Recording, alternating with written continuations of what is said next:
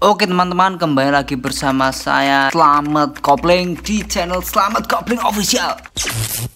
Oke, di video kali ini saya akan seperti biasa cerita ngalor ngidul ya. Kalau ini sekarang saya mau bahas tentang serial Gadis Kretek. Bokap gue lagi sakit keras. Ini permintaan terakhir dia. Mimpi saya adalah menciptakan kretek terbaik. Tapi di dunia kretek, kamu ingin membuktikan sesuatu pada dunia. Bayu tidak apa-apa.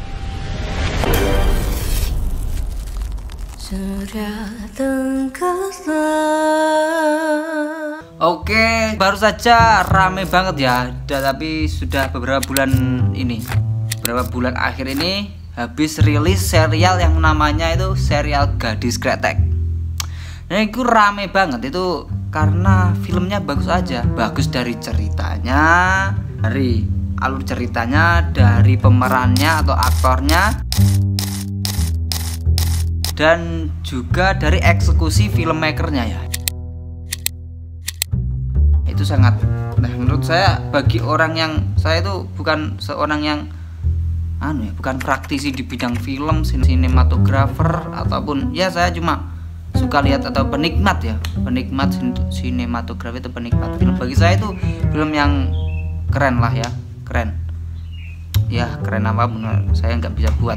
Oke, di video kali ini saya akan bahas video tentang serial Gadis Kretek tersebut ya, menceritakan tentang Dasyah ini, yang namanya Dasyah itu, wanita yang namanya Dasyah itu perjalanannya dalam mewujudkan sebuah formulanya hasil ramuan saus kretek.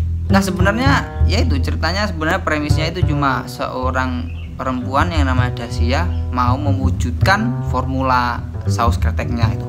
Tapi ya, namun juga dibalut dengan kisah cinta yang akhirnya nggak romantis menurut saya.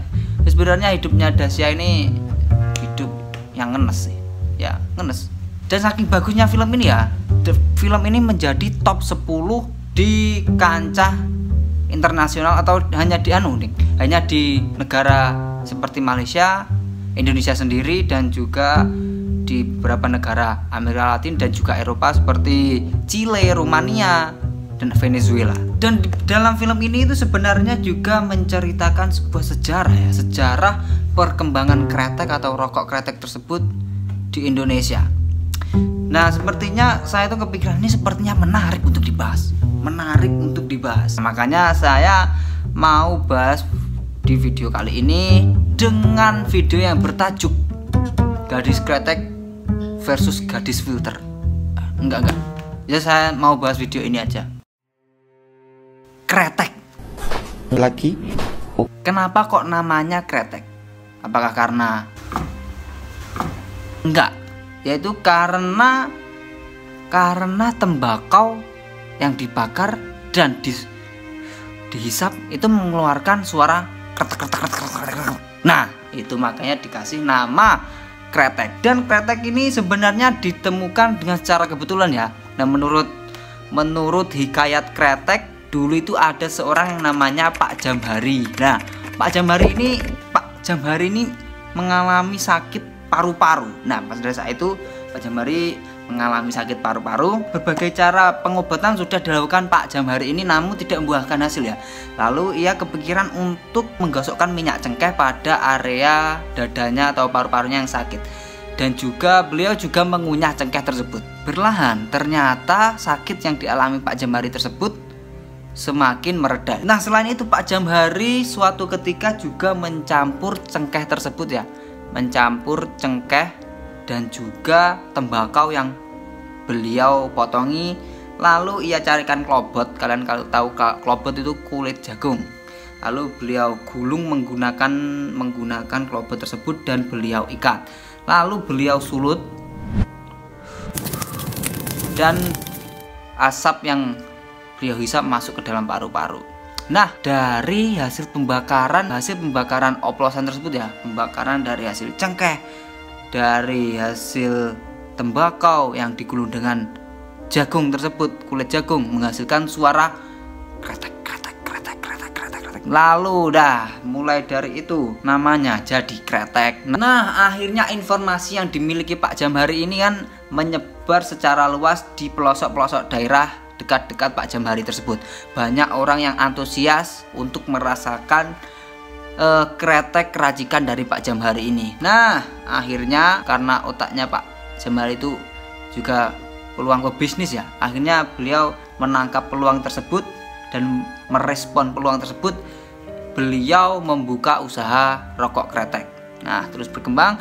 Namun pada akhirnya Pak Jamhari ini meninggal pada tahun 1880 atau 1880-an. Beliau meninggal dan pada waktu itulah menjadi patokan perkembangan kretek khususnya di wilayah Kudus. Nah, kalau kita kembali ke dalam film Gadis Kretek tersebut ya, kalau di ceritanya itu latarnya pada tahun 2001, lalu flashback lagi ke tahun 60-an. Nah, kalau kita relatekan dari sejarah mulai berkembangnya kretek ini itu sekitaran 1880 ke 1960-an, itu sekitaran 80 tahunan. Jadi udah lama juga itu kretek berkembang di Indonesia, itu sudah lama banget dan menjadi budaya kretek gitu ya. Keren itu. Kalau kalian udah lihat filmnya itu, filmnya juga salah satu scene-nya atau adegannya itu ada yang diambil di Museum Kretek Kudus ya. Museum kretek tersebut dibuat pada tahun 1886 oleh salah satu gubernur di situ yang namanya Pak Suparjo Rustam. Adanya museum tersebut ternyata guna untuk melestarikan sejarah kretek di Kudus tersebut ya. Di dalam museum ini menyimpan sekitaran 1000 lebih ya, 1195 kalau nggak salah. Nah, ternyata banyak peninggalan atau artefak ataupun itu dokumen-dokumen penting pada perusahaan rokok pada zaman itu ada di dalam museum tersebut.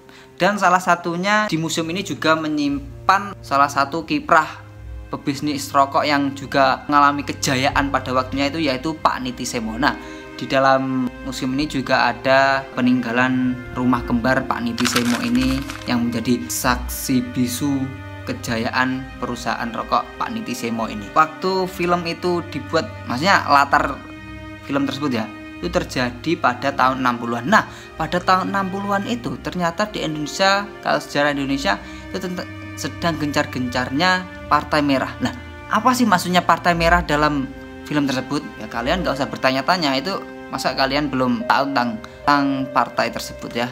Itu sering dibuat meme, sering dibuat lucu-lucuan, tapi jangan salah artikan Partai Merahnya yang mana ya. Pokoknya yang itulah.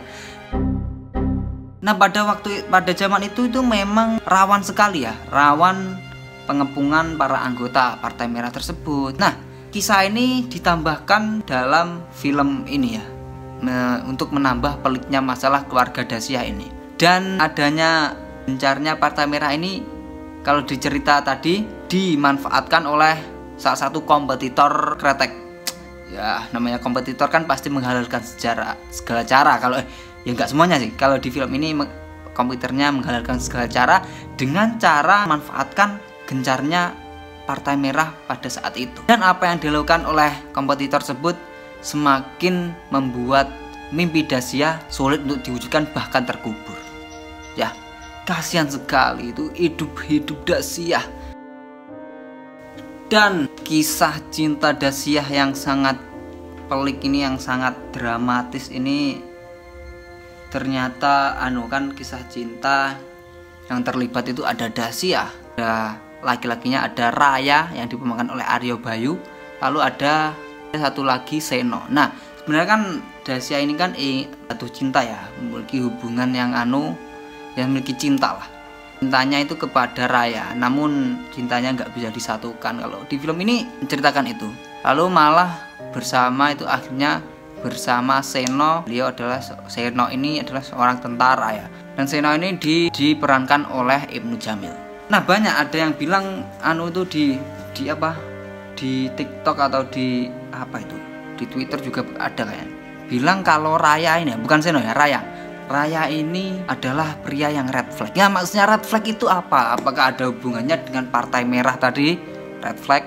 Ya karena anu ini memiliki latar belakang siapa? Raya ini juga memiliki track record di atau ada hubungannya itu sebelumnya masih ada hubungannya dengan Partai Merah tersebut. Apakah yang dimaksud red flag itu karena Raya ini pernah berkecimpung di Partai Merah tersebut? Nah, selanjutnya, namun bukan itu maksudnya. Ternyata yang red flag itu menurut saya malah Ibnu Jamil. Nah, karena apa malah Seno atau Ibnu Jamil ini? Ya karena Ibnu Jamil ini fans Manchester United ya kalau kalian tahu. Ya karena yang red flag itu sebenarnya Ibnu Jamil, karena Ibnu Jamil ini fans Manchester United. Dan asal kalau kalian tahu ceritanya akhirnya kan itu anu toh. Karena Dasya itu kan akhirnya bersama Ibnu Jamil ini atau bersama Seno ini. Namun selang beberapa hari, beberapa bulan setelah pernikahannya itu Seno mendapat tugas di Irian. Ceritanya sih gitu. Dan akhirnya dapat kabar kalau Seno itu ternyata gugur di Irian. Nah, menurut saya itu cerita yang aslinya bukan itu sih. Nah, mungkin pada waktu itu ya Ibnu Jamil ini karena pada itu bertepatan dengan Manchester United kalah, dan akhirnya Ibnu Jamil ini ya namanya fan MU masuk gol lah, kemana lagi. Ya menurut saya cerita yang benar itu gitu ya, bukan karena Seno atau Ibnu Jamil ini gugur di Irian Jaya, bukan, tapi Seno ini atau Ibnu Jamil ini masuk Goa karena Manchester United kalah waktu itu ya. Dan akhirnya masuk Goa itu ya Ibnu Jamil ngambek, mungkin moodnya udah moodnya udah jelek dan akhirnya ngambek. Oke, terima kasih untuk video kali ini. Sebenarnya yang harus dibahas lebih dalam itu ya tentang Seno atau Ibnu Jamil ini ya, yang ternyata Seno ini red flagnya karena fan Manchester United. Oke, terima kasih. Thanks for watching this video. Jangan lupa like, comment, and subscribe. See you next time.